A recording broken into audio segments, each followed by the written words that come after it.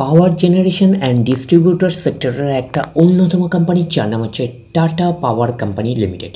Tata পাওয়ারের হচ্ছে আমরা ফান্ডামেন্টালসটাকে নিয়ে অ্যানালিসিস করব, দেখব যে কোম্পানিটা ফান্ডামেন্টালি কতটা সাউন্ড রয়েছে। তো কোম্পানিটা এখন ট্রেড করছে 360 টাকায় এখন ট্রেড করছে। আমরা যদি চলে যাই কোম্পানিটার মার্কেট ক্যাপিটালাইজ, দেখি কোম্পানিটার মার্কেট ক্যাপিটালাইজ কত রয়েছে। কোম্পানিটার মার্কেট ক্যাপিটালাইজ রয়েছে 1,15,000 কোটি টাকার মার্কেট ক্যাপিটালাইজ অ্যাপ্রক্স আপনারা বলতে পারেন। অর্থাৎ এই কোম্পানিটাকে আমরা ব্লু চিপ লার্জ ক্যাপ টাইপের কোম্পানি হিসাবে কনসিডার করতেই পারি।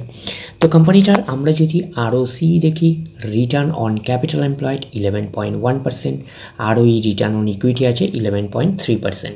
তাহলে ROCE আর ROE হচ্ছে ডিসেন্ট রয়েছে। তো কোম্পানির পারফরমেন্সের ওপরে কিন্তু ডিপেন্ড করে ROCE আর ROE, এটুখানি মাথায় রাখবেন। আগামী দিনে যদি কোম্পানি আরও ভালো পারফরমেন্স করে, আরও গ্রোথ দেখাতে শুরু করে, তাহলে ROCE আর ROE হচ্ছে আরও ইমপ্রুভ করবে। এইবারে আমরা চলে যাব কোম্পানিটার পিয়ার সেগমেন্টে। তো কোম্পানিটা হচ্ছে পাওয়ার জেনারেশন অ্যান্ড ডিস্ট্রিবিউটর সেক্টরের একটা অন্যতম কোম্পানি। তো সেই হিসাবে কিন্তু আমরা বলতে পারি যে 5th নাম্বার পজিশন কিন্তু র্যাঙ্ক হচ্ছে অ্যাজ পার মার্কেট ক্যাপিটালাইজ অনুযায়ী। পাওয়ার জেনারেশন সেক্টরের, পাওয়ার অ্যান্ড ডিস্ট্রিবিউশন জেনারেশন সেক্টরের আমরা বলতে পারি 5th নাম্বার পজিশন র্যাঙ্ক করছে টাটা পাওয়ার অ্যাজ পার মার্কেট ক্যাপিটালাইজ অনুযায়ী। এইবারে আমরা চলে আসছি কোম্পানিটার প্রফিট অ্যান্ড লস সেগমেন্টে। তো চলে আসলাম প্রফিট অ্যান্ড লস সেগমেন্টে। আমরা ডিরেক্টলি চলে যাব কোম্পানিটার হচ্ছে নেট প্রফিটে। দেখব যে নেট প্রফিটের মার্জিন কীরকম রয়েছে। তো আমরা চলে আসলাম নেট প্রফিটে। তো নেট প্রফিটের মার্জিন রয়েছে 4,515 কোটির রেঞ্জে হচ্ছে নেট প্রফিটের মার্জিন রয়েছে। তো কোম্পানিটার আমরা যদি ব্যালেন্স শিট পার্টে যাই, তো চলে আসলাম ব্যালেন্স শিট পার্টে। তো ব্যালেন্স শিট পার্টের হচ্ছে ফার্স্ট পার্ট আমরা যেটা দেখব সেটা হচ্ছে রিজার্ভ অ্যান্ড সারপ্লাস। তো চলে আসলাম রিজার্ভ অ্যান্ড সারপ্লাস। তো রিজার্ভ অ্যান্ড সারপ্লাসের মার্জিন কত রয়েছে? 33,360 কোটির রেঞ্জে হচ্ছে রিজার্ভ অ্যান্ড সারপ্লাস রয়েছে। এইবারে আমরা চলে যাব কোম্পানিটার হচ্ছে বোরিং পার্টে। তো বোরিং পার্টের হচ্ছে ফার্স্ট পার্ট যেটা পাচ্ছি সেটা হচ্ছে লং টার্ম বোরিং। দেখি লং টার্ম বোরিংয়ের অবস্থান কীরকম রয়েছে। 39,232 কোটির রেঞ্জের লং টার্ম বোরিং রয়েছে।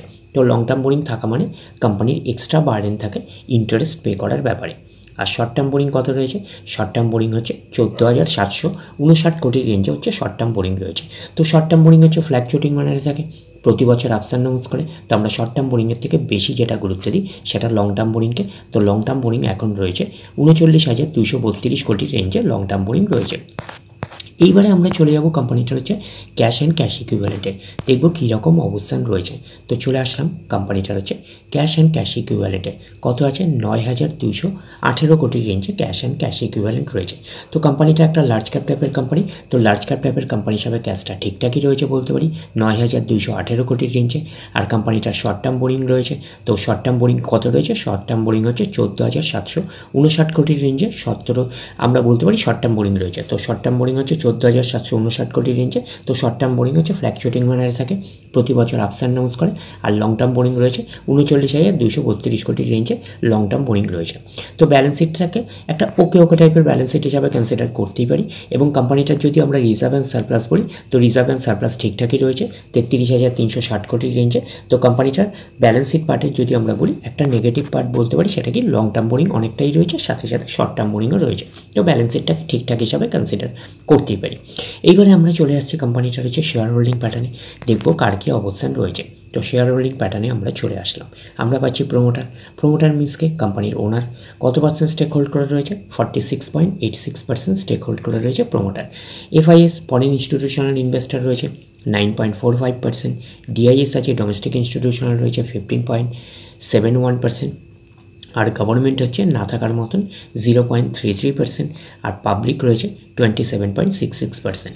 তাহলে এইটুখানি বলতে পারি প্রত্যেকেরই কিন্তু কম বেশি ইনভলভমেন্ট রয়েছে। তো শেয়ার হোল্ডিং প্যাটার্নটাকে একটা ব্যালেন্স টাইপের, একটা ডিসেন্ট টাইপের শেয়ার হোল্ডিং প্যাটার্ন হিসাবে আমরা কনসিডার করতেই পারি।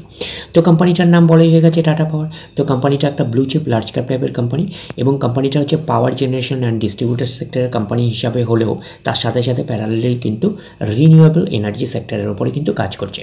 তো কোম্পানিটা লার্জ ক্যাপ টাইপের কোম্পানি হিসাবে কিন্তু কোম্পানিটাকে আমরা ফান্ডামেন্টালি সাউন্ড কোম্পানি হিসাবে কিন্তু কনসিডার করতেই পারি। তো কোম্পানিটার একটাই নেগেটিভ পার্ট আমরা বলতে পারি, সেটা হচ্ছে ব্যালেন্স শিটে কিন্তু লং টার্ম বোরিং এবং শর্ট টার্ম বোরিং মোটামুটি অনেকটাই রয়েছে বলতে পারি। তো ডিরেক্টলি গিয়ে চম করে বাই করবেন না, ফার্দার স্টাডি করবেন। আফটার দ্যাট হচ্ছে আপনারা ডিসাইড করবেন এই স্টকটা বাই করবেন কি করবেন না। তাহলে এই অবধি, নেক্সট ভিডিওতে আবার আপনাদের সাথে আমার দেখা হচ্ছে। ধন্যবাদ।